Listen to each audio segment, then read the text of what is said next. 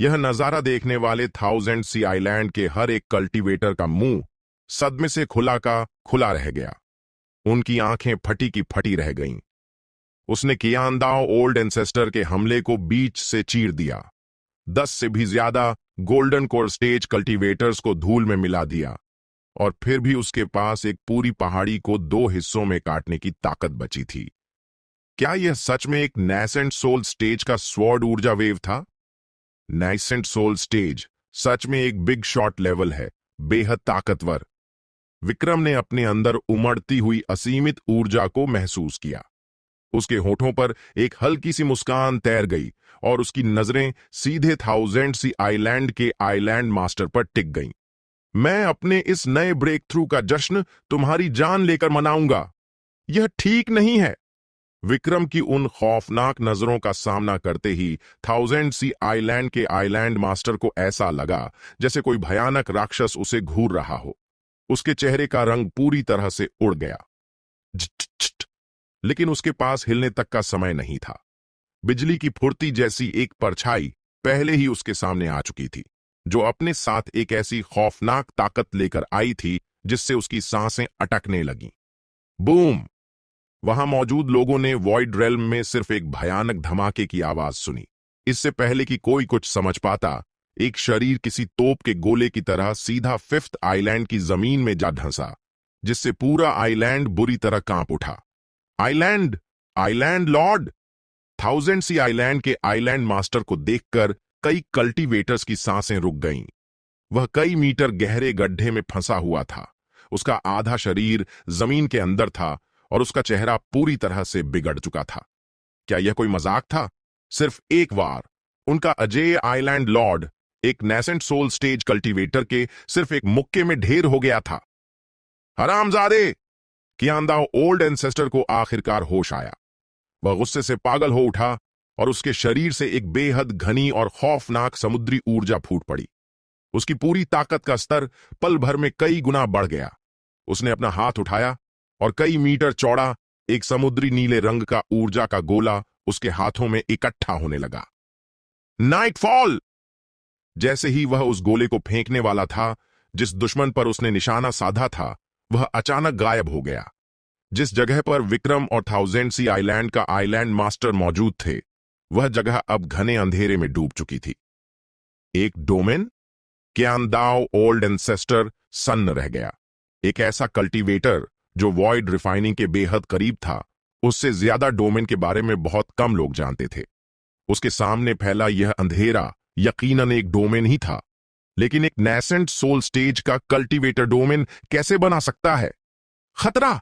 अचानक कुछ महसूस होते ही उसका चेहरा बदल गया और उसने तुरंत सामने के अंधेरे को चीरने के लिए समुद्री ऊर्जा की एक भयानक लहर छोड़ दी। शू! वह अंधेरा पल भर में छंट गया, लेकिन विक्रम और आइलैंड मास्टर जिन्हें वहां होना चाहिए था, वे वहां नहीं थे। क्रैक! इससे पहले कि वह कुछ और सोच पाता, उसके कपड़ों के अंदर से एक हल्की सी दरार की आवाज आई। कियांदाओ ओल्ड एंसेस्टर का चेहरा पीला पड़ गया। उसने कांपते हाथों से अपने कपड़ों में से एक जेड प्लेट निकाली। उसकी सतह पर एक साफ दरार आ चुकी थी। पॉप! इससे पहले कि वह कुछ समझ पाता, वह जेड प्लेट पूरी तरह से चकनाचूर हो गई। मेरे बच्चे! कियांदाओ ओल्ड एंसेस्टर का शरीर कांप उठा और उसकी आंखों में गहरे दुख के भाव तैर गए। यह jade plate thousand sea island के आइलैंड मास्टर की थी। इसके टूटने का मतलब था कि आइलैंड मास्टर मारा जा चुका है, और उसकी लाश तक। उस कमीने की यह जुर्रत! एक खौफनाक दहाड़ के साथ कियांदाओ ओल्ड एंसेस्टर ने चारों तरफ खोजना शुरू कर दिया। उसने अभी अभी उस अंधेरे में एक टेलीपोर्टेशन की हलचल महसूस की थी। इसका मतलब था कि विक्रम वहां से टेलीपोर्ट होकर भाग गया है, लेकिन इस तरह का टेलीपोर्टेशन बहुत लंबी दूरी तक नहीं हो सकता था। बज बज! तभी उस गहरे गड्ढे की दरारों के बीच से एक हल्की सी रोशनी चमकने लगी। यह एक स्प्रिट स्टोन था जिसमें एक आवाज रिकॉर्ड की गई थी। कियांदाओ ओल्ड एंसेस्टर, मैंने तुम्हारे लिए एक तोहफा छोड़ा है। इसे कबूल करने के लिए तैयार रहो। विक्रम के ये शब्द सुनकर कियांदाओ ओल्ड एंसेस्टर दंग रह गया। Wash wash wash! तभी हवा को चीरते हुए कुछ आवाजें उसके कानों में पड़ीं और उसके चेहरे का रंग उड़ गया। बचे हुए 6 वीरेंद्र पपेट्स तेजी से अलग अलग कोर आइलैंड्स की तरफ बढ़ रहे थे। वह किसी तरह फुर्ती दिखाते हुए केवल 2 वीरेंद्र पपेट्स को ही पकड़ पाया, लेकिन बाकी 3 पहले ही सेकंड आइलैंड, 6th आइलैंड और 7th आइलैंड तक पहुंच चुके थे। Boom boom boom! उन्होंने खुद को नष्ट कर लिया और उनका धमाका 3 भयानक विस्फोटकों जैसा था। वे तीनों आइलैंड्स पल भर में राख के ढेर में बदल गए और जमीन में मिल गए। यह सब इतनी जल्दी हुआ कि थाउजेंड सी आइलैंड के ज्यादातर कल्टीवेटर्स को प्रतिक्रिया देने तक का मौका नहीं मिला। हर तरफ एक खौफनाक सन्नाटा छा गया और अनगिनत कल्टीवेटर्स सुन्न खड़े रह गए। थाउजेंड सी आइलैंड के बसने के बाद से आज तक कोर 12 आइलैंड्स को खरोंच तक नहीं आई थी, लेकिन आज 3 आइलैंड्स पलक झपकते ही नक्शे से मिट गए। उस कमीने लड़के को मैं ढूंढ निकालूंगा और उसके 10,000 टुकड़े कर दूंगा। कियांदाओ ओल्ड एंसेस्टर पागलों की तरह दहाड़ उठा। वह असल में फर्स्ट आइलैंड पर अपनी तपस्या में लीन था और उसने इस हंगामे पर ज्यादा ध्यान नहीं दिया था। उसे लगता था कि थाउजेंड सी आइलैंड की जो हैसियत है, उसे देखते हुए साउदर्न रीजन में कोई भी उनसे पंगा लेने की हिम्मत नहीं करेगा। लेकिन अब पॉप पॉप पॉप! अपने भयानक गुस्से में उसने अपने हाथों में पकड़े उन 3 वीरेंद्र पपेट्स को सीधा कुचल डाला। धमाके से निकली उस ऊर्जा को देखकर उसका खून खौल रहा था। चाहे ये वीरेंद्र पपेट्स हों या वह शैडो डेमन बीस्ट जिसे पहले तबाह किया गया था, ये सब के सब महज ऊर्जा से बने हुए थे। यह कैसी खौफनाक तकनीक थी! वह इतने सारे सोल ट्रांसफॉर्मेशन स्टेज के योद्धाओं को एक साथ कैसे बुला सकता है? जिस बात ने उसे सबसे ज्यादा पागल कर रखा था वह यही थी, क्योंकि इस पूरी लड़ाई में विक्रम का बाल भी बांका नहीं हुआ, जबकि उनके थाउजेंड सी आइलैंड के राख में तब्दील हो चुके उन 3 कोर आइलैंड्स और अपने हाथ में पड़ी जेड प्लेट के टुकड़ों को देखकर उसने गुस्से से अपनी मुट्ठियां भींच लीं। कियांदाओ ओल्ड एंसेस्टर बनने के बाद से वह इतने सालों में कभी इतना आग बबूला नहीं हुआ था। खोजो, किसी भी कीमत पर उस कमीने को ढूंढ निकालो! कियांदाओ ओल्ड एंसेस्टर की वह भयानक दहाड़ पूरे आइलैंड में गूंज उठी। उसकी यह डरावनी आवाज थाउजेंड सी आइलैंड के आखिरी छोर तक सुनी जा सकती थी। उसी समय किनारे के एक आइलैंड पर अपने पास रखे उस खास सामान को अचानक उड़कर हवा में चमकते हुए देखकर थाउजेंड सी आइलैंड का 6th एल्डर बुरी तरह चौंक गया। लेकिन जल्द ही उस रोशनी के बीच से एक परछाई बाहर निकली। यह और कोई नहीं बल्कि विक्रम था। Young master! 6th एल्डर हैरान रह गया, लेकिन विक्रम के हाथों में झूलती उस लाश को देखकर उसकी आंखें फटी की फटी रह गईं, क्योंकि वह लाश और किसी की नहीं बल्कि उनके अपने आइलैंड मास्टर की थी। विक्रम ने लाश को एक तरफ रखा, चारों ओर एक नजर दौड़ाई और पूछा, यह कौन सी जगह है? 6th एल्डर तुरंत अपने सदमे से बाहर आया और जल्दी से बोला, यंग मास्टर, यह शुहाई आइलैंड है। यह थाउजेंड सी आइलैंड के किनारे पर मौजूद है। बस एक आइलैंड और पार करना है और आप थाउजेंड सी आइलैंड की सीमा से बाहर होंगे। बहुत बढ़िया, तुम काफी जल्दी बाहर आ गए। विक्रम ने मुस्कुराते हुए उसकी पीठ थपथपाई। विक्रम ने पहले जो चीज 6th एल्डर को दी थी वह इमोर्टल सीक्रेट रेल्म से लूटे गए खजानों में से एक थी, एक टेलीपोर्टेशन कूनर्डिनेट स्टोन, जिसके साथ 5 टेलीपोर्टेशन जेड तावीज भी थे। अगर कोई उस तावीज को तोड़ता है तो जब तक उस स्टोन की दूरी 1 लाख मील से ज्यादा नहीं होती, वह इंसान पल भर में उस स्टोन के पास टेलीपोर्ट हो सकता था। थाउजेंड सी आइलैंड पर अपना ब्रेक थ्रू पूरा करने के लिए उसने भागने का यह पक्का इंतजाम पहले ही कर लिया था। चलो यहां से! उस टेलीपोर्टेशन स्टोन को वापस रखते हुए और 6th एल्डर को अपने साथ लेकर विक्रम तेजी से बाहर की तरफ उड़ चला। उसके इतनी जल्दी भागने की वजह यह थी कि जब वह हमला कर रहा था तब उसने फर्स्ट आइलैंड की तरफ से एक खौफनाक ऊर्जा को जागते हुए महसूस किया था।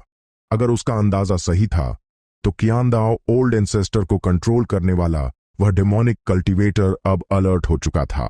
अपनी मौजूदा ताकत के साथ अब कोई आम पीक स्पिरिट ट्रांसफॉर्मेशन स्टेज का कल्टीवेटर उसका मुकाबला नहीं कर सकता था। यहां तक कि कियांदाओ ओल्ड एंसेस्टर से भी उसे अब कोई डर नहीं था। लेकिन उस ओल्ड एंसेस्टर के पीछे छुपे उस डेमोनिक कल्टीवेटर को हल्के में लेना एक बड़ी भूल हो सकती थी। आखिरकार अगर वह सच में वॉइड रिफाइनिंग स्टेज का कोई पुराना शैतान हुआ तो मुसीबत खड़ी हो जाएगी। जो भी हो, फिलहाल यहां से खिसक लेना ही समझदारी थी। उसका मकसद पूरा हो चुका था और अब थाउजेंड सी आइलैंड पर रुकने का कोई मतलब नहीं था। डिंग! जैसे ही वह थाउजेंड सी आइलैंड की सीमा से बाहर निकला, उसके कानों में एक हल्की सी आवाज गूंजी। टास्क 2 पूरा हुआ। इमॉर्टल मास्टर ग्रेट वर्ल्ड से मिले इस मैसेज को देखकर विक्रम ने अपनी भौहें उठाईं। लगता है उसका अंदाजा सही था। यह टास्क तभी पूरा माना जाना था जब वह इस आइलैंड की सीमा से पूरी तरह बाहर निकल जाए। पीछे पलटकर देखते हुए उसे कई कल्टीवेटर्स दिखाई दिए जो बाहरी आइलैंड्स पर पागलों की तरह तलाशी ले रहे थे। जाहिर है उन्हें खबर मिल चुकी थी। बिना एक पल भी गंवाए विक्रम तेजी से और दूर उड़ गया। उसी समय साउथ स्टार प्रीफेक्चर के बॉर्डर वाले इलाके में गेट ऑफ शैकल्स की ऊर्जा एक ब्लैक क्लोट यूथ ने थाउजेंड सी आइलैंड की तरफ घूरते हुए अपनी नजरें पैनी की। यह एक एक्सट्रीम बॉडी प्रैक्टिशनर है। एक और, या क्या पहले वाले ने ही दोबारा ब्रेक थ्रू कर लिया है? उसके बगल में खड़ा बैट पर्सन उलझन में था। चाहे जो भी हो, उन्हें जिंदा पकड़ना होगा। थर्ड सन मारा जा चुका है। अगर हमने उस एक्सट्रीम बॉडी प्रैक्टिशनर को नहीं पकड़ा तो सिटी लॉर्ड हमारी खाल खींच लेंगे, ब्लैक क्लोट यूथ ने भारी आवाज में कहा और सीधा थाउजेंड सी आइलैंड की तरफ उड़ चला। बैट पर्सन भी जल्दी से उसके पीछे हो लिया। Cold snake island thousand sea island से लगभग 3000 मील दूर बसा एक आइलैंड था। इस आइलैंड पर एक ऐसी ताकत राज करती थी जो पूरे साउथ स्टार प्रीफेक्चर में मशहूर थी, कोल्ड स्नेक हॉल। इस वक्त आइलैंड के बाहर एक उड़ती हुई तलवार पर सवार होकर एक शख्स करीब आ रहा था। प्रणाम एल्डर जयदीप! आइलैंड के प्रवेश द्वार पर पहरा दे रहे कोल्ड स्नेक हॉल डिसाइपल्स पहले तो चौंके, लेकिन फिर आने वाले को पहचान कर सबने आदर से सिर झुकाया। जयदीप ने अपना हाथ हिलाया और सीधा कोल्ड स्नेक आइलैंड के अंदर चला गया। जल्द ही वह अपनी इमॉर्टल केव तक पहुंच गया। अंदर जाकर उसने आवाज रोकने वाला एक मजबूत बैरियर लगाया। बज्ज बज्ज! उसके गले में लटकता हुआ इमॉर्टल ट्रेजर पवेलियन का पेंडेंट अचानक उड़कर बाहर आया और विक्रम उसमें से बाहर निकल आया। प्रणाम यंग मास्टर! जयदीप ने पूरे सम्मान के साथ सिर झुकाया। विक्रम ने सहमति में सिर हिलाया और उसकी तरफ एक खास आवाज पहुंचाने वाला स्टोन फेंकते हुए कहा, मैं कुछ देर के लिए तुम्हारी इमॉर्टल केव का इस्तेमाल करूंगा। तुम बाहर जाकर पहरा दो और अगर कुछ भी गड़बड़ लगे तो तुरंत मुझे खबर करना। जी। जयदीप ने स्टोन लिया और हुक्म मानते हुए गुफा के दरवाजे पर चला गया। विक्रम ने हाथ हिलाया, क्लाउड 1 और क्लाउड 2 को बाहर बुलाया और फिर खुद इमॉर्टल ट्रेजर पवेलियन के अंदर चला गया। वह सीधा एक बड़े हॉल में पहुंचा। मास्टर! हॉल में बेसब्री से इंतजार कर रहे विकास की नजर जैसे ही उस पर पड़ी, उसकी आंखें चमक उठीं और वह दौड़कर आगे आया। विक्रम का यहां सुरक्षित आना इस बात का सबूत था कि बाहर अब कोई खतरा नहीं है। थोड़ी देर पहले के उस भयानक नजारे को याद करके विक्रम को देखते हुए उसकी आंखों में एक गहरी श्रद्धा उभर आई। उसके मास्टर सच में बेमिसाल हैं। वह इतने खौफनाक हालात से भी आसानी से बच निकले। कैसा महसूस हो रहा है? विक्रम ने विकास की तरफ देखते हुए पूछा। मास्टर, मुझे ऐसा लग रहा है जैसे मेरे शरीर का कतरा कतरा ताकत से उबल रहा है। यह सुनते ही विकास अपने ख्यालों से बाहर आया। उसने अपनी मुट्ठियां भींची और उसका चेहरा जोश से लाल हो गया। नैसेंट सोल स्टेज में ब्रेक थ्रू करने के बाद उसे ऐसा लग रहा था जैसे उसका पूरा वजूद ही बदल चुका हो। तो फिर मैं तुम्हारा एक टेस्ट लेता हूं, विक्रम ने कहा। अब अपनी हिफाजत के लिए अपनी पूरी ताकत लगा दो। ठीक है, विकास ने जोश में सिर हिलाया। बूम! अचानक उसके शरीर से धधकती हुई आग जैसी गहरी लाल स्पिरिचुअल ऊर्जा फूट पड़ी। जैसे ही उसने अपने हाथ घुमाए, आग का एक बेहद घना और मजबूत बैरियर उसके ठीक सामने तैयार हो गया। मैं तैयार हूं मास्टर, बैरियर बनाने के बाद विकास ने तुरंत कहा। उसकी आवाज में एक साफ आत्मविश्वास झलक रहा था। नैसेंट सोल स्टेज में पहुंचने के बाद वह पहले से कहीं ज्यादा खुद पर यकीन कर पा रहा था। हालांकि वह जानता था कि वह अपने मास्टर की बराबरी नहीं कर सकता, लेकिन उसे लगा कि वह कम से कम उनके एक वार को तो रोक ही लेगा। मैं अब अपनी सिर्फ 1% ताकत का इस्तेमाल करूंगा। विक्रम ने हवा में अपनी एक उंगली उठाई। 1%? विकास का मुंह हल्का सा बन गया। उसे लगा जैसे उसकी बेइज्जती हो रही है। मास्टर, आप मुझे बहुत कमजोर समझ रहे हैं। 1% तो बहुत कम। थम। इससे पहले कि वह अपनी बात पूरी कर पाता, विक्रम की उंगली उस आग के बैरियर से टकरा चुकी थी। वह मजबूत बैरियर कांच की तरह चकनाचूर हो गया और झुलसा देने वाली हवा के एक भयानक झोंके ने विकास को हवा में दूर उछाल दिया। वह हॉल की दीवार से इतनी जोर से टकराया कि उसे लगा जैसे उसके शरीर की एक एक हड्डी टूट गई हो। आत्मविश्वास होना अच्छी बात है, लेकिन कभी भी घमंड नहीं करना चाहिए, विक्रम ने शांत आवाज में कहा। ब्रेक थ्रू के बाद तुम्हारी ताकत जरूर बढ़ी है, लेकिन तुम अभी भी बहुत कमजोर हो, खासकर तुम्हारी फिजिक। कोई भी राह चलता पीक गोल्डन कोर स्टेज का कल्टीवेटर भी शायद तुमसे बेहतर ही होगा। विकास का मुंह कड़वाहट से भर गया और अभी अभी नैसेंट सोल स्टेज में पहुंचने की उसकी सारी खुशी पल भर में धुल गई। यह बहुत ही बेइज्जती वाली बात थी। वह विक्रम की 1% ताकत का भी सामना नहीं कर पाया। विक्रम की उस उठी हुई उंगली को देखकर उसका मन कर रहा था कि जमीन फटे और वह उसमें समा जाए। मैं जानता हूं कि तुम्हें दवाइयां बनाने से ऊर्जा वापस मिलती है, लेकिन इमॉर्टल कल्टीवेशन के रास्ते पर सिर्फ स्पिरिचुअल ऊर्जा काफी नहीं है। तुम्हारे शरीर की ताकत को भी उसी स्तर का होना चाहिए, विक्रम ने बड़ी शांति से कहा और पहले से तैयार किया हुआ एक स्पिरिट रैंक का बॉडी टेम्परिंग कल्टीवेशन टेक्निक का स्क्रॉल उसकी तरफ बढ़ा दिया। यह एक बॉडी टेम्परिंग टेक्निक है। आज से हर दिन कम से कम 2 घंटे इसकी प्रैक्टिस करना। इसके अलावा मैंने तुम्हें जो जड़ी बूटियां दी थीं, उनमें से बहुत सी तुम्हारे शरीर को मजबूत बनाने के काम आ सकती हैं। तुम जितने अच्छे से दवाइयां बनाते हो, तुम्हारे लिए कुछ ऐसी मेडिसिनल पिल्स और लिक्विड बनाना मुश्किल नहीं होगा जो तुम्हारी मदद कर सकें। इनका इस्तेमाल करके अच्छे से कल्टीवेशन करो। मैं बीच बीच में तुम्हारी फिजिक का टेस्ट लेता रहूंगा। 2 घंटे? विकास ने अपना चेहरा सिकोड़ लिया। एक प्रोडिजी के तौर पर, जिसे सिर्फ दवाइयां बनाने से ही ताकत मिल जाती थी, उसने कभी किसी और चीज पर अपना कीमती वक्त बर्बाद करने के बारे में नहीं सोचा था। हर दिन 2 घंटे सिर्फ अपने शरीर को तपाने के लिए मेहनत करना, क्या यह उसकी जान लेने के लिए काफी नहीं था? लेकिन विक्रम की गंभीर और सख्त नजरों को देखकर उसमें मना करने की हिम्मत नहीं हुई। उसने अपने दांत पीसे और कहा, मास्टर, मैं प्रैक्टिस करूंगा। यह कहकर उसने वह स्क्रॉल उठाया और उसके पन्ने पलटने लगा। जैसे ही उसकी नजर स्पिरिट रैंक शब्दों पर पड़ी, वह झटके से ऊपर देखने लगा। विक्रम के शांत चेहरे को देखकर उसने एक गहरी सांस ली। एक असली बिग शॉट। जिस मास्टर के आगे उसने सिर झुकाया था, वह यकीनन कोई बहुत बड़ी हस्ती था। एक स्पिरिट रैंक की बॉडी टेम्परिंग कल्टीवेशन टेक्निक। यहां तक कि थाउजेंड सी आइलैंड जैसी बड़ी ताकत के पास भी ऐसी कोई चीज नहीं होगी। आखिरकार बॉडी टेम्परिंग की तकनीकें आम तकनीकों से बहुत अलग होती हैं। इस तरह की उच्च कोटि की तकनीकें मिलना लगभग नामुमकिन होता है। तकनीक के पन्नों को पढ़ते हुए उसने अपने दांत भींच लिए। मैं जी जान लगाकर इसकी प्रैक्टिस करूंगा। वह अंदर से जानता था कि उसकी फिजिक कमजोर है। पहले वह इसे नजरअंदाज करता था क्योंकि उसे दवाइयां बनाने से ही काफी ऊर्जा मिल जाती थी, जिससे उसे लगता था कि इन चीजों पर मेहनत करना समय की बर्बादी है। और दूसरी बात, उसके पास कोई ढंग की बॉडी टेम्परिंग तकनीक भी नहीं थी।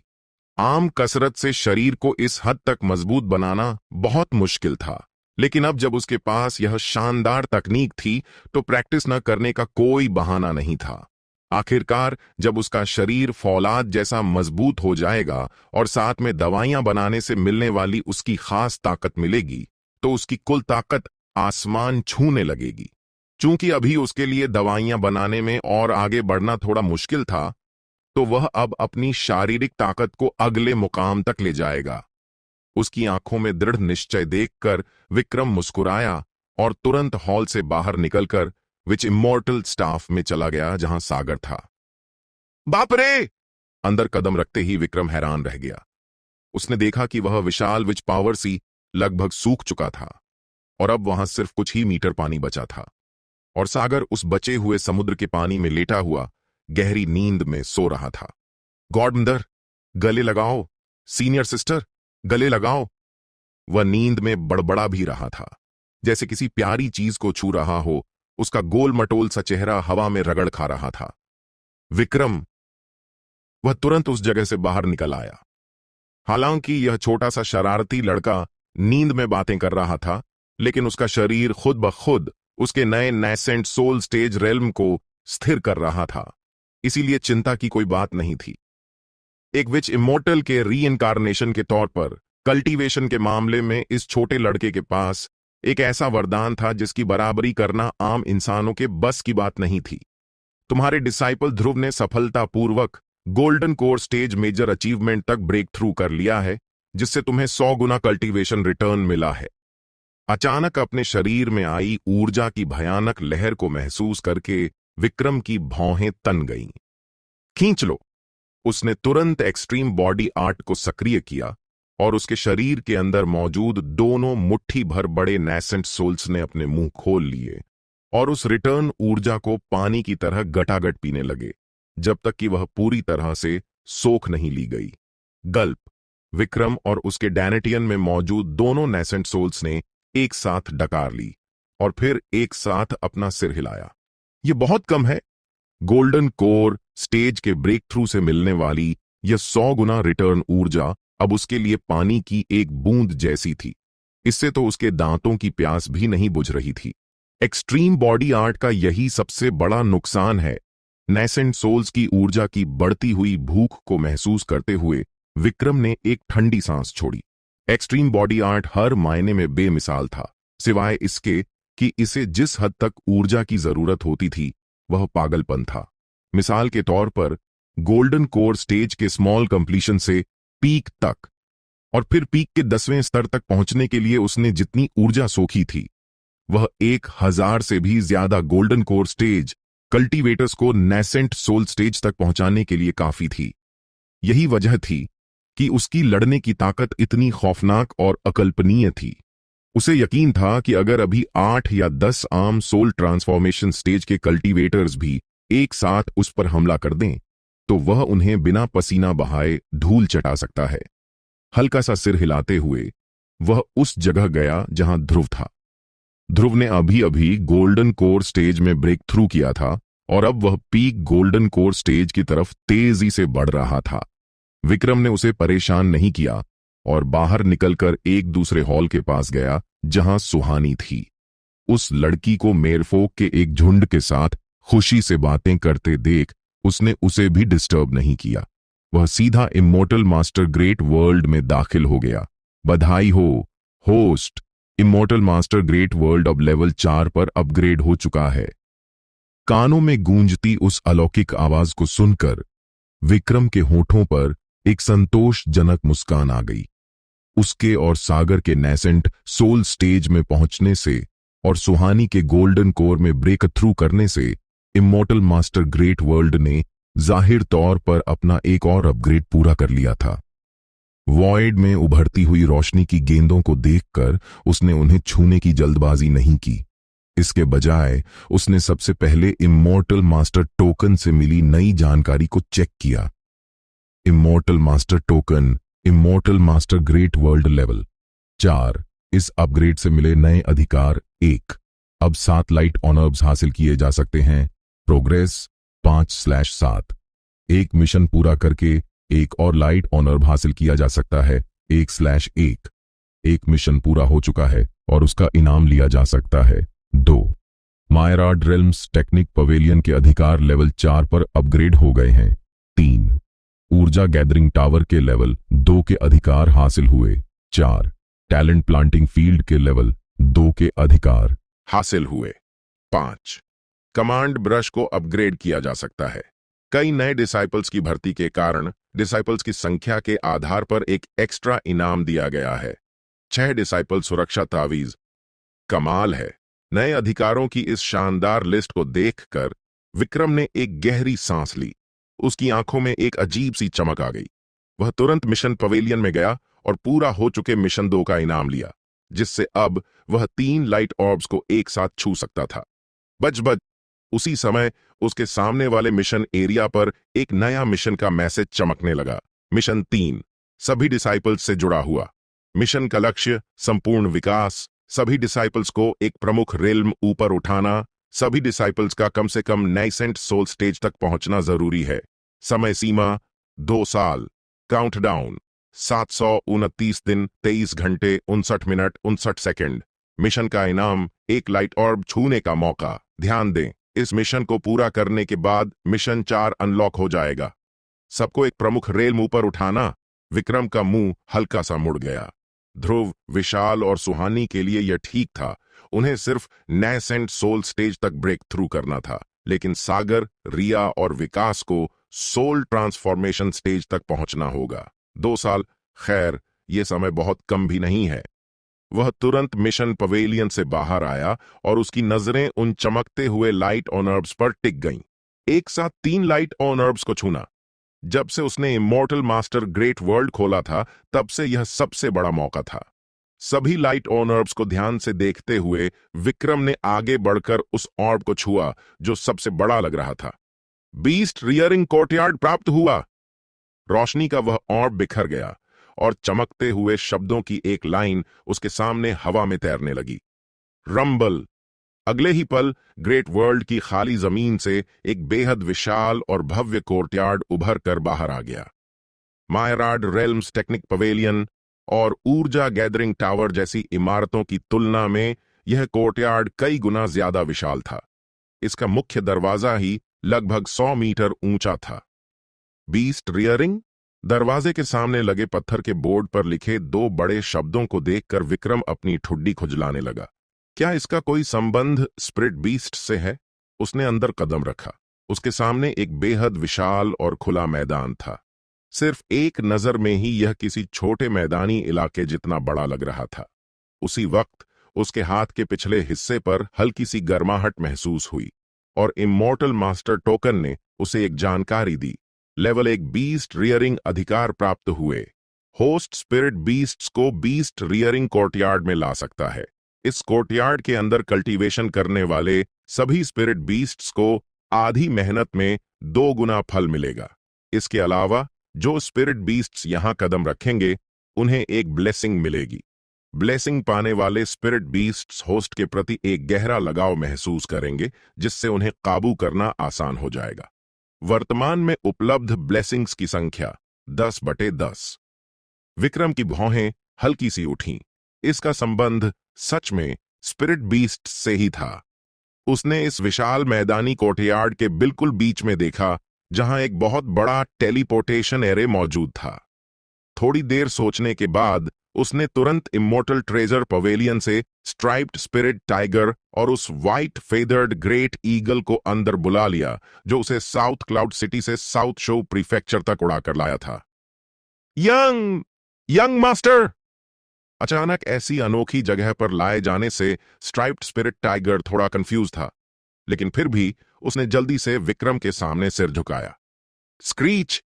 बगल में मौजूद व्हाइट फेदर्ड ग्रेट ईगल बोल तो नहीं सकता था, लेकिन उसने भी जल्दी से अपना सिर झुकाकर सम्मान दिया। अपने आसपास की ऊर्जा को महसूस करो, विक्रम ने आदेश दिया। स्ट्राइप्ड स्पिरिट टाइगर और व्हाइट फेदर्ड ग्रेट ईगल चौंके और तुरंत वैसा ही किया जैसा उन्हें कहा गया था। महसूस करते ही दोनों की आंखों में इंसानों जैसी हैरानी साफ झलकने लगी। विक्रम ने पूछा, कैसा लग रहा है यंग मास्टर? यह कौन सी जगह है? इस बाग को ऐसा लग रहा है कि यहां कल्टीवेशन करने से मेरी मेहनत आधी लगेगी और ताकत दोगुनी हो जाएगी। स्ट्राइप्ड स्पिरिट टाइगर ने खौफ और हैरानी से चारों तरफ देखते हुए कहा। उसके बगल में खड़े व्हाइट फेदर्ड ग्रेट ईगल ने भी जोर से हामी भरते हुए सिर हिलाया। विक्रम ने अपनी भौहें उठाई। तो फिर इसे भी आजमाओ। यह कहते हुए उसने अपनी एक उंगली आगे बढ़ाई और ब्लेसिंग का इस्तेमाल किया। बच बच। पलक झपकते ही रोशनी की दो शानदार किरणें स्ट्राइप्ड स्पिरिट टाइगर और व्हाइट फेदर्ड ग्रेट ईगल के शरीर पर छा गईं। Roar roar roar, screech screech screech. वे दोनों बीस्ट्स जो एक सेकंड पहले तक हैरान थे, अब ऐसा महसूस कर रहे थे जैसे वे दुनिया की सबसे सुकून भरी जगह पर आ गए हों। उनके मुंह से अजीब सी खुशी की आवाजें निकलने लगीं। विक्रम को यह सुनना थोड़ा अजीब लगा, लेकिन अगले ही पल उसकी नजरें एकदम पैनी हो गईं, क्योंकि उन दोनों बीस्ट्स की आभा अब आसमान छूने की रफ्तार से बढ़ने लगी थी। व्हाइट फेदर्ड ग्रेट ईगल, जो मूल रूप से फाउंडेशन एस्टेब्लिशमेंट स्टेज के पहले स्तर पर था, वह पल भर में दूसरे, तीसरे, चौथे और फिर सीधा पीक फाउंडेशन एस्टेब्लिशमेंट स्टेज पर पहुंच गया। सिर्फ कुछ ही सेकंड में व्हाइट फेदर्ड ग्रेट ईगल की आभा अपनी चरम सीमा तक पहुंच चुकी थी। स्क्रीच! उसी समय उसके मुंह से एक बेहद तीखी चीख निकली, जैसे उसने अपने ब्लड लाइन की सारी हदों को पार कर लिया हो, और उसके शरीर से ब्लड लाइन की एक खौफनाक और घनी ऊर्जा फूट पड़ी। बूम! उसी पल व्हाइट फेदर्ड ग्रेट ईगल की आभा ने पीक फाउंडेशन एस्टेब्लिशमेंट स्टेज की दीवारों को तोड़ दिया और सीधे गोल्डन कोर स्टेज में छलांग लगा दी। विक्रम की हैरान नजरों के सामने व्हाइट फेदर्ड ग्रेट ईगल का शरीर, जो पहले 3 मीटर से भी छोटा था, अब तेजी से बढ़ने लगा। सिर्फ पलक झपकते ही वह लगभग 10 मीटर का हो चुका था। रोर न!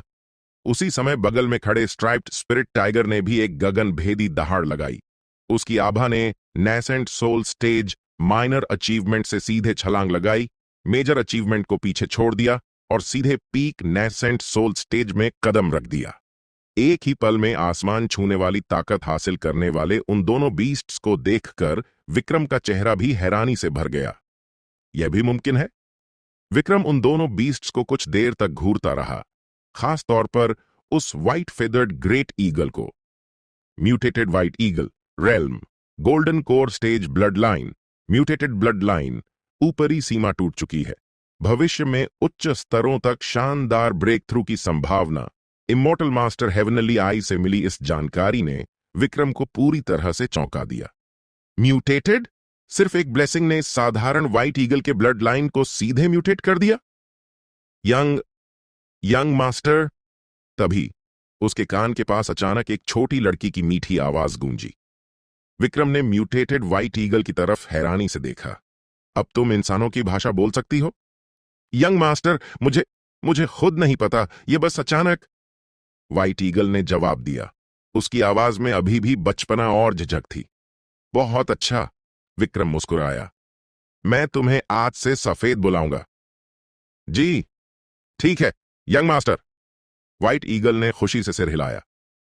विक्रम ने तुरंत अपना हाथ आगे बढ़ाया और व्हाइट ईगल ने उसका इशारा समझते हुए तुरंत अपना सिर नीचे झुका लिया। उसे इतना आज्ञाकारी देखकर विक्रम मुस्कुराया और उसका सिर थपथपाया। साथ ही उसकी नजर स्ट्राइप्ड स्पिरिट टाइगर पर भी गई। वह बाघ भी इस वक्त खुशी से फूला नहीं समा रहा था। विक्रम की नजर पड़ते ही उसने तुरंत अपने चारों पैर सम्मान के साथ झुकाए और घुटनों के बल बैठ गया। आपका बहुत बहुत शुक्रिया यंग मास्टर। इस वक्त स्ट्राइप्ड स्पिरिट टाइगर के दिल में विक्रम के लिए सिर्फ असीम श्रद्धा थी। उसने कभी सपने में भी नहीं सोचा था कि एक दिन वह इतनी तेजी से एक खौफनाक ब्रेक थ्रू हासिल कर पाएगा। उस असीम ऊर्जा को याद करके जिसने अभी अभी उसके पूरे शरीर को नहलाया था, जिससे उसे लगा था कि वह किसी गर्म समंदर में तैर रहा है, स्ट्राइप्ड स्पिरिट टाइगर की बड़ी बड़ी आंखों में एक गहरी लालसा उभर आई। उसके बगल में सफेद भी विक्रम की तरफ वैसी ही लालसा भरी नजरों से देख रही थी। उनकी उन भूखी नजरों को देखकर विक्रम ने कुछ सोचा और एक और ब्लेसिंग देने की कोशिश की, लेकिन इमोर्टल मास्टर टोकन पर एक मैसेज चमक उठा। हर स्पिरिट बीस्ट को केवल एक ही बार ब्लेसिंग मिल सकती है। विक्रम ने अपनी भौहें उठाईं और बेहद शांत आवाज में कहा, अगर तुम दोबारा यह ऊर्जा पाना चाहते हो तो यह तुम्हारे भविष्य के प्रदर्शन पर निर्भर करेगा। ये सुनकर सफेद और स्ट्राइप्ड स्पिरिट टाइगर की आंखों में थोड़ी निराशा जरूर दिखी, लेकिन साथ ही उनके अंदर एक नया जोश भी भर गया। चूंकि विक्रम ने खुद कहा था, तो यकीनन उसके पास ऐसी ऊर्जा और भी थी। प्रदर्शन वे नहीं जानते थे कि उन्हें क्या करना है, लेकिन इस वक्त वे दोनों पूरे सम्मान के साथ विक्रम के सामने जमीन पर माथा टेके हुए थे। ठीक है, तुम दोनों अभी यहीं रहो और अपना कल्टीवेशन करो, विक्रम ने अपना हाथ हिलाते हुए कहा। जी यंग मास्टर। दोनों बीस्ट्स ने जल्दी से सिर हिलाया और वहीं जमीन पर बैठकर कल्टीवेशन शुरू कर दिया। दोनों में जैसे आगे निकलने की होड़ लग गई। उन्हें डर था कि थोड़ी सी भी ढिलाई यंग मास्टर को नाराज कर सकती है। उन्हें ऐसा करते देख विक्रम मुस्कुराते हुए अपना सिर हिलाने लगा। इसके साथ ही उसने बीस्ट रियरिंग कोर्टयार्ड की तरफ एक नजर डाली और उसके कामों को अच्छी तरह से समझ लिया। स्पिरिट बीस्ट्स को तेजी से कल्टीवेशन करने देने के अलावा यह ब्लेसिंग यकीनन सबसे खास फीचर थी। एक स्पिरिट बीस्ट को पल भर में उसके ब्लड लाइन की हदों को पार करा देना और एक nascent soul stage minor achievement के बीस्ट को सीधे मेजर अचीवमेंट तक पहुंचा देना, यह सच में चमत्कार जैसा था। लगता है अगर कभी मौका मिला तो मुझे किसी सोल ट्रांसफॉर्मेशन स्टेज के स्पिरिट बीस्ट को काबू करना होगा, ताकि देख सकूं कि उसका क्या नतीजा होता है। इसके बाद वह बीस्ट रियरिंग कोर्टयार्ड से बाहर निकला और इमोर्टल मास्टर ग्रेट वर्ल्ड की खुली जगह पर लौट आया। प्यू वॉइड में तैरते हुए कई लाइट ऑनर्ब्स को देखकर उसने एक लंबी सांस ली और अपना हाथ बढ़ाकर उस ऑनर्ब को छुआ जो सबसे छोटा लग रहा था। Heaven and earth spiritual when प्राप्त हुई। लाइट ऑनर्ब पल भर में गायब हो गया। हवा में चमकते हुए शब्द उभर आए और साथ ही हीरे जैसा एक शानदार सफेद क्रिस्टल बाहर तैरने लगा। जैसे ही विक्रम के सामने जानकारी आई, वह हैरान रह गया। एक क्रिस्टल जिसमें heaven and earth spiritual when मौजूद है। इसे किसी भी जगह पर रखकर आसपास के 100 मील के इलाके को एक टॉप टियर स्पिरिचुअल वेन की जमीन में बदला जा सकता है। इस जानकारी को देखकर विक्रम के चेहरे के भाव पूरी तरह से बदल गए। इमोर्टल डाउ कॉन्टिनेंट पर किसी भी ताकतवर गुट को खड़ा करने के लिए सबसे बुनियादी जरूरत यही होती है कि उनके पास स्पिरिचुअल वेन की जमीन है या नहीं। किसी भी सेक्ट की नींव रखने के लिए स्पिरिचुअल वेन की जमीन का होना बेहद जरूरी है, क्योंकि सिर्फ एक स्पिरिचुअल वेन की जमीन ही हेवन एंड अर्थ स्पिरिचुअल ऊर्जा को खींच सकती है, जो कल्टीवेटर्स को अभ्यास के लिए एक बेहतरीन माहौल देती है। बहुत से गुट सिर्फ एक दूसरे की स्पिरिचुअल वेन की जमीन हड़पने के लिए खूनी जंग लड़ते हैं। कहा जा सकता है कि एक स्पिरिचुअल वेन ही किसी सेक्ट की आत्मा होती है। यह क्रिस्टल किसी भी 100 मील के इलाके को एक टॉप टियर स्पिरिचुअल वेन की जमीन में बदल सकता था। इसे अगर दुनिया का सबसे अनमोल खजाना कहा जाए तो यह गलत नहीं होगा। कमाल की चीज है। विक्रम की आंखों में एक भयानक चमक आ गई। एक ताकतवर गुट बनाने का उसका प्लान बहुत पुराना था, लेकिन उसने इस पर काम इसलिए शुरू नहीं किया था क्योंकि उसे कोई सही जगह नहीं मिल रही थी। अब जब उसके पास यह क्रिस्टल आ गया था, मैं अब किसी शानदार इलाके की तलाश में निकल सकता हूं, विक्रम ने अपनी ठुड्डी खुजलाते हुए सोचा और उस क्रिस्टल को बहुत संभाल कर रख लिया। इसके बाद उसने वॉइड में बचे हुए बाकी लाइट ऑर्ब्स की तरफ देखा। उसने आखिरी ऑर्ब को चुनने में कोई खास सोच विचार नहीं किया और सीधे अपने सबसे पास वाले ऑर्ब को छू लिया। छूते ही वह लाइट ऑर्ब बिखर गया। मायाराट बीस्ट ब्लड पूल प्राप्त हुआ। हवा में चमकते हुए शब्द उसकी आंखों के सामने उभर आए। रंबल। इससे पहले कि वह कुछ और सोच पाता, आसपास की जमीन तेजी से कांपने लगी। बीस्ट रियरिंग कोर्टयार्ड के बगल वाली खाली जमीन से अचानक बांस का एक घना जंगल उग आया। जंगल की गहराइयों से खून की एक खौफनाक और घनी महक बाहर आने लगी। मायाराट बीस्ट ब्लड पूल। थोड़ी उलझन के साथ विक्रम ने जंगल के अंदर कदम रखा। अंदर कदम रखते ही खून की एक भयानक महक ने उसे चारों तरफ से घेर लिया। यह महक उसके शरीर से ऐसे चिपक गई कि उसे एक तेज जलन का एहसास होने लगा। उसे ऐसा लगा जैसे उसके शरीर की पूरी त्वचा किसी भट्टी में तप रही हो। वह तेजी से जंगल की गहराइयों की तरफ बढ़ा। जल्द ही लगभग 100 मीटर लंबा और चौड़ा एक गोल ब्लड पूल उसके सामने आ गया, जो 2 हिस्सों में बंटा हुआ था। बाईं तरफ साफ पानी जैसा लिक्विड था और दाईं तरफ खौलता हुआ गहरा लाल खून भरा था। उसी समय उसके हाथ के पिछले हिस्से पर फिर से गर्माहट महसूस हुई। लेवल 1 मायराड बीस्ट ब्लड पूल के अधिकार प्राप्त हुए, जो साधारण एसेंस ब्लड पूल को खोलने की इजाजत देते हैं। दाईं तरफ स्पिरिट बीस्ट ब्लड पूल है और बाईं तरफ सोल बीस्ट ब्लड पूल है। बाईं तरफ मौजूद स्पिरिट बीस्ट ब्लड पूल में 100 से ज्यादा अलग अलग स्पिरिट बीस्ट्स का एसेंस ब्लड मिला हुआ है। इसमें नहाने से इंसान की फिजिक में गजब का सुधार होता है, कल्टीवेशन की स्पीड बढ़ जाती है और बॉडी टेम्परिंग तकनीकों का अभ्यास करना बहुत आसान हो जाता है। दाईं तरफ मौजूद सोल बीस्ट ब्लड पूल कई तरह के सोल बीस्ट्स के एसेंस ब्लड से बना है। इसमें नहाने से इंसान की सोल को एक नई ताकत मिलती है और उसकी क्षमता कई गुना बढ़ जाती है। ढेरों जानकारियां एक साथ उसकी आंखों के सामने आ गईं। बॉडी टेम्परिंग और सोल को मजबूत करना। विक्रम की आंखें खुशी से चमक उठीं। कल्टीवेशन के लिए यह किसी वरदान से कम नहीं था। बॉडी टेम्परिंग तो छोड़ो, इमॉर्टल डाओ कॉन्टिनेंट पर सोल को मजबूत करने वाला ब्लड पूल मिलना तो किसी चमत्कार से कम नहीं है। यह एक किताबी कहानी जैसा है। इसकी वजह यह है कि सोल बीस्ट्स एक खास तरह के जानवर होते हैं जिनका वजूद सिर्फ उनकी सोल पर टिका होता है और उनके शरीर में खून और मांस का नामो निशान तक नहीं होता। आज के इमॉर्टल डाओ कॉन्टिनेंट पर उनकी नस्ल लगभग खत्म हो चुकी है। ऐसे सोल बीस्ट्स के एसेंस ब्लड से बना ब्लड पूल आज के इमॉर्टल डाओ कॉन्टिनेंट में कोई सोच भी नहीं सकता। मैं बाद में ध्रुव और बाकी सबको यहां लेकर आऊंगा। विक्रम ने एक गहरी सांस ली। ऐसी बेहतरीन चीज उसे हर हाल में अपने डिसाइपल्स के लिए बचाकर रखनी होगी। और जहां तक उसकी बात है, उसे बस कल्टीवेशन रिटर्न का इंतजार करना था। तीनों लाइट ऑर्ब्स को छूने के बाद विक्रम ने अपने अपग्रेड हुए बाकी अधिकारों को भी चेक करना शुरू किया। सबसे पहले बारी थी टैलेंट प्लांटिंग फील्ड की। लेवल 2 पर पहुंचने से मिले अधिकार बहुत ज्यादा नहीं थे। इससे बस उसे एक ही समय पर एक और टैलेंट उगाने की इजाजत मिल गई थी। बिना किसी हिचकिचाहट के उसने तुरंत स्पिरिट स्टोन्स और स्पिरिट मेडिसिन का एक बड़ा ढेर निकाला और उन्हें जमीन पर फेंकते हुए सुहानी के लिए एक टैलेंट उगाने का आदेश दे दिया। विशाल के लिए जो टैलेंट पहले उगाया गया था उसे बढ़ने में 100 दिन लगने थे, लेकिन सुहानी के लिए लगाया गया यह टैलेंट पूरे 6 महीने का समय लेने वाला था। यह टैलेंट बहुत धीरे धीरे बढ़ता है। काश इसे तेज करने का कोई तरीका होता। उसने हल्का सा सिर हिलाया। विक्रम अब ऊर्जा गैदरिंग टावर की तरफ बढ़ा। ऊर्जा गैदरिंग टावर का लेवल 2 का अधिकार इसकी दूसरी मंजिल को खोलना था। 1000 फोल्ड स्पिरिट गैदरिंग एरे। अंदर कदम रखते ही और जानकारी पढ़ते ही विक्रम की आंखें फटी की फटी रह गईं।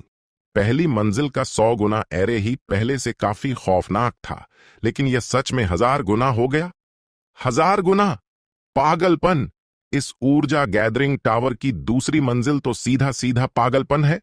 100 गुना स्पिरिट गैदरिंग एरे मिलना ही नामुमकिन के बराबर है। लेकिन 1000 फोल्ड स्पिरिट गैदरिंग एरे के बारे में तो किसी ने कभी सुना तक नहीं होगा। 30% ऊर्जा का इस्तेमाल किया जा सकता है। विक्रम ने इमॉर्टल मास्टर टोकन से मिली जानकारी को देखा और अपने दिमाग में हिसाब लगाया। जब उसने पहली बार फर्स्ट फ्लोर खोला था, तब वह टावर की असली ऊर्जा का सिर्फ 1% ही इस्तेमाल कर पाया था। वह ऊर्जा बहुत पहले खत्म हो चुकी थी और अब उसे हर बार चालू करने के लिए स्पिरिट स्टोन्स लगाने पड़ते थे। अब अपग्रेड होने के बाद वह 30% ऊर्जा इस्तेमाल कर सकता था, जिसका मतलब था कि पहले वाले हिस्से में 29% का भारी इजाफा। पहले के 1% की तुलना में यह एक बहुत बड़ा उछाल था। लेकिन इस 1000 फोल्ड स्पिरिट गैदरिंग एरे को चलाने की खपत भी यकीनन बहुत ज्यादा होगी।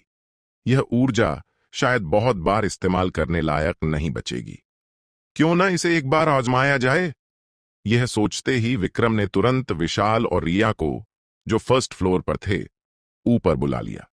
मास्टर, वे दोनों कल्टीवेशन कर रहे थे, लेकिन आसपास इकट्ठा होती स्पिरिचुअल ऊर्जा की स्पीड को धीमा होता देख उन्होंने अपनी आंखें खोलीं और उलझन में उसकी तरफ देखने लगे। चालू हो जा! विक्रम ने सीधा 1000 फोल्ड स्पिरिट गैदरिंग एरे को चालू कर दिया। रंबल!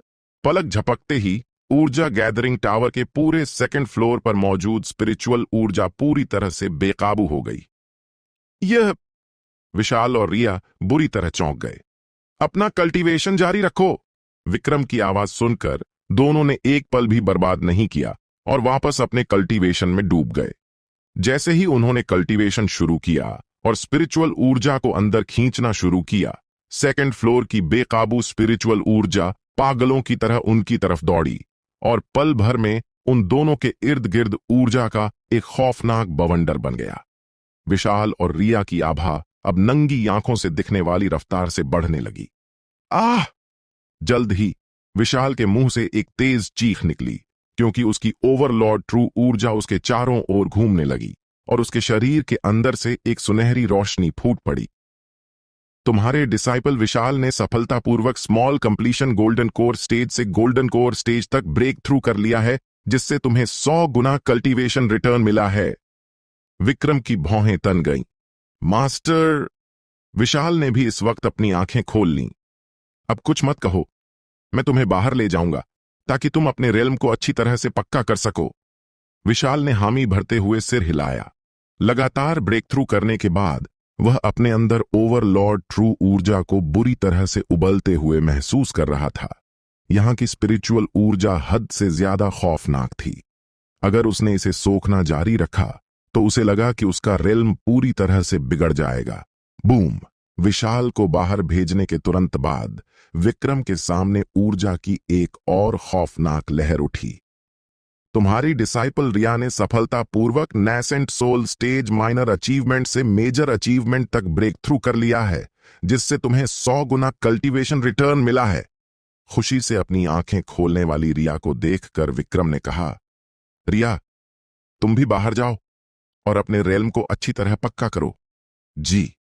रिया ने सिर हिलाया।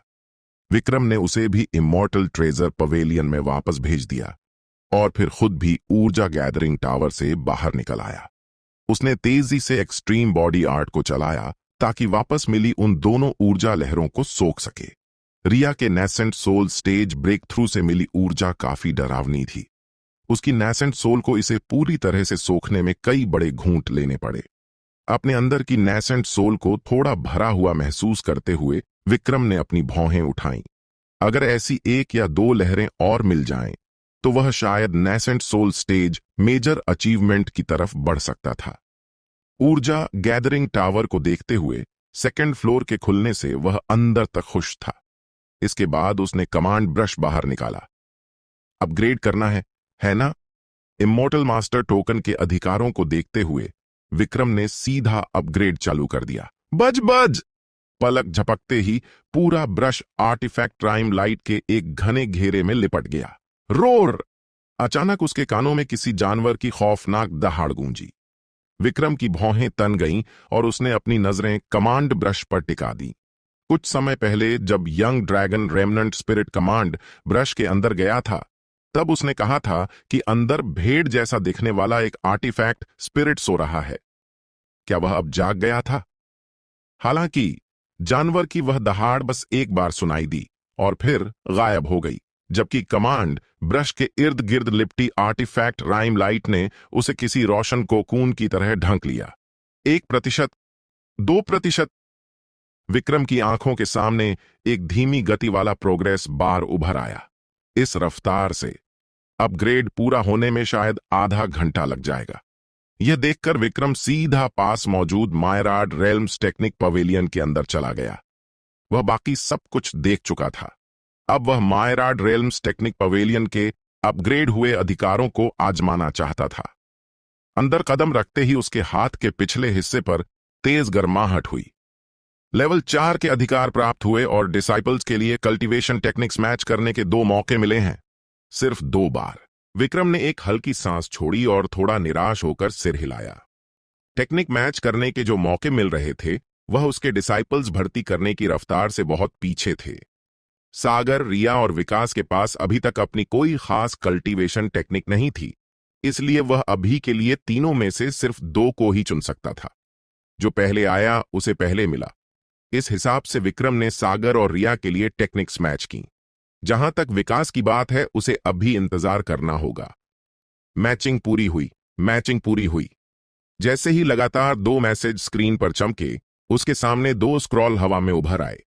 Which God art. बिना रैंक वाली कल्टीवेशन टेक्निक। इस तकनीक का अभ्यास करने के लिए इंसान के पास एक विच इमोर्टल बॉडी और एक इमोर्टल रैंक सोल का होना जरूरी है। यह भगवान बनने की एक तकनीक है जिसकी नींव एक इमोर्टल पर टिकी है। Wind king sacred art. बिना रैंक वाली कल्टीवेशन टेक्निक। इस तकनीक का अभ्यास करने के लिए इंसान के पास विंड किंग स्पिरिचुअल रूट होना चाहिए। यह तकनीक विंड किंग प्रोटेक्टिव ऑरा पैदा कर सकती है और विंड किंग स्पिरिचुअल रूट को जगा सकती है। इस तकनीक में महारत हासिल करने से हवा को अपने काबू में किया जा सकता है। पहला स्तर इंटेंसिटी ऑन एफ विंड, दूसरा स्तर बॉडी ऑन एफ विंड, तीसरा स्तर विंड ऑन रा इनकारनेशन। तकनीक की बारीकियों को देखकर उसे हैरानी नहीं हुई। जैसा कि उम्मीद थी, वे दोनों बिना रैंक वाली कल्टीवेशन टेक्निक्स थीं। विक्रम चौंका नहीं। उन दोनों स्क्रॉल को संभाल कर रखते हुए उसने सामने मौजूद किताबों की अलमारियों की तरफ देखा। पहले वह सिर्फ पहली 4 लाइनों तक ही जा सकता था, लेकिन अब उसके अधिकारों से उसे फर्स्ट फ्लोर के पिछले हिस्से में मौजूद सभी अलमारियों तक पहुंचने की इजाजत मिल गई थी। अब वह पूरे फर्स्ट फ्लोर की सारी कल्टीवेशन टेक्निक्स को हाथ लगा सकता था। लेकिन जिस बात ने उसका उत्साह ठंडा कर दिया वह यह थी कि हालांकि इस फ्लोर के पिछले हिस्से में मौजूद अलमारियों की टेक्निक्स रैंक वाली थीं, लेकिन वे सब सिर्फ स्पिरिट रैंक की थीं। एकमात्र अच्छी बात यह थी कि यहां खजाना बहुत बड़ा था। हर तरह की टेक्निक्स मौजूद थीं, तलवारें, भाले, छड़ियां, सोना, लकड़ी, पानी, आग और जमीन। अब हर तरह के हथियार और तत्वों के लिए कल्टीवेशन टेक्निक्स आसानी से ढूंढी जा सकती थीं। लेकिन जिस चीज ने उसका ध्यान सबसे ज्यादा खींचा वह सोल सप्रेशन आर्ट नाम की एक कल्टीवेशन टेक्निक थी। यह हार्ट सप्रेशन आर्ट का ही एक दूसरा हिस्सा लग रही थी, लेकिन फर्क सिर्फ इतना था कि एक टेक्निक दूसरे इंसान के दिल पर बंदिश लगाती थी, जबकि यह टेक्निक कल्टीवेटर की सोल को अपनी मुट्ठी में कर लेती थी। अगर heart suppression art nascent soul stage और उससे नीचे के कल्टीवेटर्स के लिए थी, तो यह soul suppression art soul transformation stage और उससे ऊपर वालों को कुचलने के लिए थी। आखिरकार सोल ट्रांसफॉर्मेशन स्टेज तक पहुंचने के बाद सोल ही कल्टीवेटर का सबसे बड़ा हथियार बन जाती है। अगर सोल को ही काबू कर लिया जाए तो किसी भी सोल ट्रांसफॉर्मेशन स्टेज कल्टीवेटर की आधी ताकत वहीं खत्म हो जाती है। विक्रम ने सीधे इस टेक्निक का अभ्यास शुरू कर दिया। यह टेक्निक सोल से जुड़ी हुई थी। चूंकि उसकी अपनी सोल बेहद ताकतवर थी, इसलिए इसे सीखते वक्त उसे कोई परेशानी नहीं हुई। उसने लगभग आधे दिन में ही इस पर पूरी तरह से महारत हासिल कर ली। इसके बाद वह मायराड रेल्म्स टेक्निक पवेलियन से बाहर आया। बाहर रखा हुआ कमांड ब्रश अपना अपग्रेड पूरा कर चुका था। Command brush rank sacred artefact skill command. हवा में इस ब्रश से अलग अलग शब्द लिखने से अलग अलग खौफनाक नतीजे मिलते हैं। डुअल कमांड एक साथ 2 शब्द लिखकर उनकी ताकतों को मिलाया जा सकता है। सैक्रेड आर्टिफैक्ट विक्रम की आंखें फटी की फटी रह गईं। इस अपग्रेड ने कमांड ब्रश को एक स्पिरिचुअल आर्टिफैक्ट से सीधे एक सैक्रेड आर्टिफैक्ट में बदल दिया था। इमोर्टल डाओ कॉन्टिनेंट पर ऐसी बात कभी किसी ने सपने में भी नहीं सोची होगी। आखिरकार स्पिरिचुअल आर्टिफैक्ट्स और सैक्रेड आर्टिफैक्ट्स 2 पूरी तरह से अलग दुनिया की चीजें हैं, लेकिन कमांड ब्रश की खौफनाक ताकतों को देखते हुए ऐसा अपग्रेड विक्रम को बहुत ज्यादा अजीब नहीं लगा। देखा जाए तो अगर कोई कहे कि कमांड ब्रश एक इमोर्टल आर्टिफैक्ट है तो विक्रम को वह भी बिल्कुल सच ही लगेगा। रुकें, शायद यह सच में हो। जब इसे स्पिरिचुअल आर्टिफैक्ट से सैक्रेड आर्टिफैक्ट में अपग्रेड किया जा सकता है, तो सैक्रेड आर्टिफैक्ट से इमोर्टल आर्टिफैक्ट में अपग्रेड होना भी नामुमकिन नहीं है। डुअल कमांड क्या यह सच में एक साथ 2 शब्दों की ताकत का असर दिखा सकता है? कमांड ब्रश से जुड़ी इस नई आर्टिफैक्ट स्किल को देखकर विक्रम ने अपनी ठुड्डी खुजलाई और उसे आजमाने के लिए तुरंत उठा लिया। सबसे पहले उसने सबसे ज्यादा इस्तेमाल होने वाला स्पीड शब्द लिखा। फिर एक पल सोचने के बाद उसने फ्रेंजाइड नाइट स्वॉर्ड निकाली और शार्प शब्द लिखा। जैसे ही दोनों शब्द हवा में उतरे, उसे अपने शरीर और हाथ में मौजूद फ्रेंजाइड नाइट स्वॉर्ड में हवा जैसी फुर्ती और तेजी महसूस होने लगी। उसने तुरंत एक स्वॉर्ड ऊर्जा वेव मारने की कोशिश की। सूश! वह स्वॉर्ड ऊर्जा वेव किसी धनुष से छूटे तीर की तरह इतनी तेज थी कि नंगी आंखों से उसे देख पाना नामुमकिन था, और पलक झपकते ही वह उसके सामने हवा को चीरते हुए निकल गई। इस खौफनाक रफ्तार को देखकर विक्रम की आंखें चमक उठीं। दोनों शब्दों की मिलीजुली ताकत ने जाहिर तौर पर उसकी स्वॉर्ड ऊर्जा वेव की रफ्तार को पागलपन की हद तक बढ़ा दिया था। कुछ याद आते ही वह सीधा बीस्ट रियरिंग कोर्टयार्ड की तरफ गया। स्ट्राइप्ड स्पिरिट टाइगर और व्हाइट ईगल, जो अभी कल्टीवेशन में डूबे थे, दोनों ने एक साथ अपनी आंखें खोलीं। Speed, seal. विक्रम ने बिना सोचे दोनों शब्द हवा में लिख दिए। स्ट्राइप्ड स्पिरिट टाइगर को कुछ खतरा महसूस तो हुआ, लेकिन उसे हिलने तक का मौका नहीं मिला और वह उसी जगह पत्थर की तरह सील हो गया। व्हाइट ईगल की बात करें तो उसे तो यह भी नहीं पता चला कि कब उसका पूरा शरीर सील हो गया। Young master. दोनों बीस्ट्स उलझन में उसकी तरफ देखने लगे। विक्रम ने हाथ हिलाकर सील हटा दी। बीस्ट रियरिंग कोर्टयार्ड से बाहर निकला और स्पीड शब्द के साथ अलग अलग शब्दों को मिलाकर आजमाने लगा। चाहे वह हमला हो, सीलिंग हो या फिर बचाव, दोनों शब्दों का असर हर जगह खौफनाक साबित हो रहा था। आसान शब्दों में कहा जाए तो जब स्पीड शब्द को किसी भी दूसरे शब्द के साथ मिलाया जाता था तो उसके हमले स्पीड अटैक बन जाते थे, उसकी सील स्पीड सील बन जाती थी और उसका बचाव स्पीड डिफेंस बन जाता था। इसका मतलब था कि उसके हर वार की रफ्तार पूरी तरह से बढ़ चुकी थी। विक्रम ने स्पीड शब्द के बिना भी दूसरे शब्दों को जोड़कर औजमाया और उनके नतीजे भी शानदार रहे। मिसाल के तौर पर पावर शब्द के साथ शार्प शब्द को मिलाने से फ्रेंजाइड नाइट स्वॉर्ड से किए जाने वाले उसके हर तलवारबाजी के वार की ताकत कई गुना भयानक हो गई थी। कुल मिलाकर शब्दों के अलग अलग तालमेल से विक्रम काफी मजा ले रहा था। उसी दौरान उसके दिमाग में कुछ अजीब ख्याल भी आए, जैसे कि ओपन और हैक शब्द लिखना, लेकिन इसका कोई असर नहीं हुआ। विक्रम ने अपने कंधे उचकाए। कमांड ब्रश से कई तरह के शब्द लिखे जा सकते थे, लेकिन उनका हकीकत में कोई असर नहीं होता था। उसने अब तक जो भी शब्द खोजे थे उनमें स्पीड, शार्प और पावर जैसे शब्द ही काम के थे, जो लड़ाई में उसकी ताकत बढ़ा सकते थे। वह जानता था कि और भी कई काम के शब्द जरूर होंगे, लेकिन शब्द बहुत ज्यादा थे। वह हर एक को आजमा नहीं सकता था। वह बस फुर्सत के वक्त दिमाग में आने वाले शब्दों को लिखकर धीरे धीरे आजमा सकता था। तुम्हारे डिसाइपल ध्रुव ने सफलतापूर्वक golden core stage major achievement से पीक गोल्डन कोर स्टेज तक ब्रेक थ्रू कर लिया है, जिससे तुम्हें 100 गुना कल्टीवेशन रिटर्न मिला है।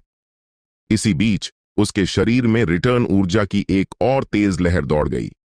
विक्रम ने जल्दी से इसे सोखा और इमोर्टल ट्रेजर पवेलियन में वहां पहुंच गया जहां ध्रुव था। ध्रुव को जोश में हवा में हाथ पैर मारते और अपनी बची हुई ऊर्जा को फालतू में निकालते देख विक्रम मुस्कुराते हुए बोला, हवा से लड़ना बंद करो, आओ और अपने मास्टर के साथ दो दो हाथ आजमाओ। मास्टर। उसे देखते ही ध्रुव की आंखें चमक उठीं और यह सुनते ही उसने तुरंत सिर हिला दिया।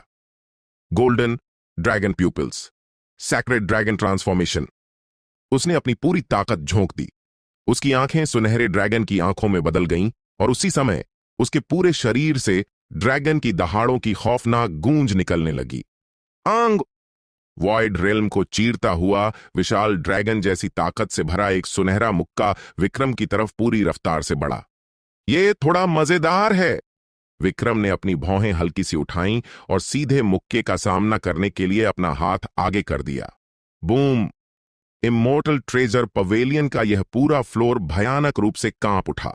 ध्रुव का पूरा शरीर झटके से हवा में दूर जा गिरा। विक्रम अपनी जगह से 1 इंच भी नहीं हिला। वह अपने हाथ पीछे बांधे बड़ी शान से खड़ा था, लेकिन पीठ के पीछे छुपा उसका एक हाथ सुनहरे रंग से रंगा हुआ था। विक्रम को अपनी विच पावर का इस्तेमाल करके उस रंग को मिटाने में कुछ सेकंड का समय लग गया। ध्रुव की नजरों में विक्रम ने बिना किसी परवाह के बड़ी आसानी से उसके मुक्के को रोक लिया था और वह अपनी जगह से 1 कदम भी पीछे नहीं हटा। मास्टर, मेरा एक और मुक्का रोक कर दिखाइए। हालांकि ध्रुव निराश नहीं हुआ और उसने अपनी पूरी ताकत लगाकर एक और मुक्का मारा। विक्रम ने फिर से अपना हाथ उठाया और उसे दूर हवा में उछाल दिया। ध्रुव बार बार हमला करता रहा। विक्रम उसे बार बार किसी खिलौने की तरह दूर फेंकता रहा। यही सिलसिला चलता रहा। मास्टर और डिसाइपल ने लगभग 1 घंटे तक अभ्यास किया। जब तक कि ध्रुव पूरी तरह से थक कर और बुरी तरह हांफते हुए जमीन पर नहीं गिर पड़ा। उसे महसूस हुआ कि हाल ही के ब्रेक थ्रू से उसके शरीर में जो ताकत भरी थी वह अब पूरी तरह निचोड़ ली गई है। विक्रम को देखकर, जिसका चेहरा जरा भी लाल नहीं था और जिसकी सांसें बिल्कुल शांत थीं और जो अभी भी अपने हाथ पीछे किए आराम से खड़ा था, ध्रुव अपने ही मन में कड़वाहट से मुस्कुराया। मास्टर तो सच में एक खौफनाक राक्षस है।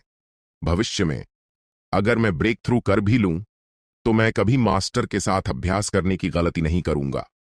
मोटा विशाल भी गोल्डन कोर तक पहुंचने वाला होगा, मैं बाद में बस उसी के साथ अभ्यास करूंगा, विक्रम ने मुस्कुराते हुए कहा और मायराड रेल्म्स टेक्निक पवेलियन से चुनी हुई एक स्पिरिट ग्रेड कल्टीवेशन टेक्निक बाहर निकालते हुए बोला, कुल मिलाकर यह बुरा नहीं था।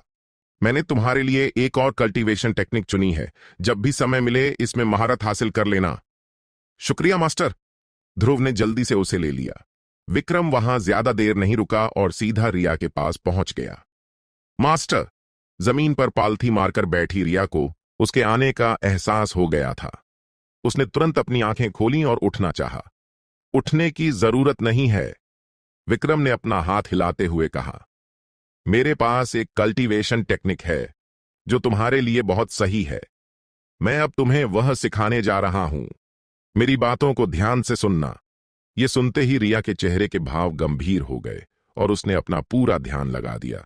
विक्रम ने बिना समय बर्बाद किए विंड किंग सैक्रेड आर्ट की बारीकियों को बताना शुरू कर दिया। ये खास कल्टीवेशन टेक्निक्स बहुत अजीब थीं। विक्रम ने इन्हें सीधे अपने डिसाइपल्स के हाथों में देने की कोशिश की थी, लेकिन जैसे ही वह उन्हें छोड़ता था वे वापस उसके हाथों में आ जाती थीं। मजबूरी में हर बार सिखाते वक्त उसे सारी बातें बोलकर ही बतानी पड़ती थीं। शायद इसलिए, क्योंकि यह खास उनके लिए ही बनी एक्सक्लूसिव कल्टीवेशन टेक्निक्स थीं, उसके डिसाइपल्स उसकी बताई हुई बातों को सुनकर आसानी से समझ जाते थे। अभी रिया भी इससे अलग नहीं थी। सिर्फ एक बार सुनने के बाद ही उसके चेहरे पर जोश साफ दिखने लगा था और वह अनजाने में ही विंड किंग सैक्रेड आर्ट के नियमों को अपने शरीर में घुमाने और कल्टीवेशन करने लगी थी। मास्टर, जल्द ही कुछ महसूस होने पर रिया ने अचानक अपनी आंखें खोलीं।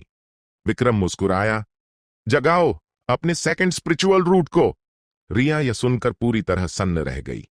क्या उसके मास्टर को पहले से ही पता था कि उसके पास एक सेकंड स्पिरिचुअल रूट है? अपने शरीर के अंदर दबे हुए उस बेहद कमजोर सेकंड स्पिरिचुअल रूट को महसूस करते हुए उसे सिर्फ इतना समझ आया कि इस कल्टीवेशन टेक्निक को चलाने के बाद ही उसे इस स्पिरिचुअल रूट का एहसास हुआ है। मास्टर सच में बेमिसाल हैं। एक गहरी सांस लेते हुए रिया ने अपने दिमाग को शांत किया और अपने सेकंड स्पिरिचुअल रूट को जगाने के काम में जुट गई। विक्रम की आंखों के सामने एक प्रोग्रेस बार उभर आया था जो बहुत धीमी रफ्तार से आगे बढ़ रहा था। वह वहां ज्यादा देर नहीं रुका। विच इमोर्टल स्टाफ के स्टाफ स्पेस में दाखिल होते हुए उसने देखा कि सागर अभी भी सपने देख रहा था और हवा में अपना चेहरा रगड़ रहा था। उसने तुरंत हल्की सी खांसी की। अहम। खांसी की आवाज तेज नहीं थी, लेकिन इसने सागर को झटके से आंखें खोलने पर मजबूर कर दिया। मास्टर! उसे देखते ही सागर तुरंत चिल्लाया। विक्रम ने कहा, सागर, मैं अब तुम्हें एक कल्टीवेशन टेक्निक सिखाने जा रहा हूं। मेरी बातों को बहुत ध्यान से सुनना। अगर तुम्हें कुछ भी गलत या अजीब लगे तो मुझे तुरंत रोकने के लिए कह देना। सागर ने सिर हिलाया, मानो उसे सब समझ आ गया हो, लेकिन असल में ऐसा नहीं था। इसके बाद विक्रम ने विच गॉड आर्ट के नियमों को बताना शुरू कर दिया। सागर, जो हमेशा मजाकिया और लापरवाह रहता था, साफ तौर पर सुनते हुए जैसे किसी जादू में खो सा गया था। उसका छोटा सा शरीर समुद्र की लहरों पर ही पालथी मारकर बैठ गया। उसने तो समंदर की लहरों पर बैठे बैठे ही अपना कल्टीवेशन शुरू कर दिया। विक्रम ने अपनी जीभ पर दांत दबाए। यह एक्सक्लूसिव कल्टीवेशन टेक्निक सच में खौफनाक है। सागर जैसा लड़का भी बिना किसी तैयारी के सीधे इसका अभ्यास शुरू कर सकता है। बेचारा विकास। सही कहा। कुछ याद आते ही विक्रम तुरंत इमोर्टल ट्रेजर पवेलियन गया और विकास को इमोर्टल मास्टर ग्रेट वर्ल्ड में मौजूद मायराड बीस्ट ब्लड पूल के पास ले गया। मास्टर, यह क्या है? अपने सामने मौजूद उस खौफनाक ब्लड पूल को देखकर विकास थोड़ा डरा हुआ था। विक्रम ने कहा, spirit beast essence blood pool तुम्हारे शरीर को फौलाद बनाने के लिए बहुत फायदेमंद है। नीचे जाओ और इसे आजमा कर देखो। ब्लड पूल मेरे शरीर को मजबूत करने के लिए। यह सुनकर विकास ने उस खौलते हुए खूनी लाल ब्लड पूल की तरफ देखा। उसका शरीर डर से हल्का सा पीछे हट गया और वह खुद को रोक नहीं पाया। मास्टर, मुझे लगता है। सूश। इससे पहले कि वह अपनी बात पूरी कर पाता, विक्रम ने उसके बाहरी कपड़े फाड़ दिए, उसे सिर्फ शॉर्ट्स में छोड़ दिया और एक जोरदार लात मारकर उसे दाईं तरफ वाले ब्लड पूल में धकेल दिया। आह! विकास की एक तेज और दर्दनाक चीख के साथ वह छपाक से पूल में जा गिरा। देखते ही देखते पूल का खौलता हुआ गाढ़ा लाल खून विकास की तरफ तेजी से जमा होने लगा। यह दर्द कर रहा है, यह बहुत दर्द कर रहा है। आह! विकास तुरंत चिल्लाने लगा। उसे ऐसा लग रहा था जैसे 10,000 चींटियां उसके पूरे शरीर को एक साथ नोच रही हों। वह पागलों की तरह उस ब्लड पूल से बाहर निकलने के लिए संघर्ष करने लगा। इसे बर्दाश्त करो, थोड़ी देर में दर्द खत्म हो जाएगा। विक्रम ने उस जगह का रास्ता रोकते हुए कहा जहां से वह बाहर आने की कोशिश कर रहा था और तसल्ली देते हुए बोला, मास्टर, यह दर्द बर्दाश्त से बाहर है, मैं इसे नहीं सह सकता। विकास ने चिल्लाते हुए कहा और पूल में गोल गोल घूमकर ऊपर चढ़ने की कोशिश करने लगा, लेकिन विक्रम भी उसके पीछे पीछे घूमता रहा और उसका रास्ता रोकता रहा। इससे विकास की आंखों में लगभग आंसू आ गए। मास्टर, मुझे बताइए कि मुझसे क्या गलती हुई है, मैं उसे जरूर सुधार लूंगा। कृपया बस मेरी जान बख्श दीजिए। मैं तुम्हें कोई सजा नहीं दे रहा हूं, विक्रम ने सख्त आवाज में कहा। थोड़ी देर और बर्दाश्त करो, यह बस खत्म होने वाला है। यह कभी खत्म नहीं होगा मास्टर, यह बहुत विकास और चिल्लाने ही वाला था कि अचानक उसे कुछ अजीब सा एहसास हुआ। उसने अपना शरीर हिलाकर देखा और पाया अब उसे पहले जैसा दर्द नहीं हो रहा था।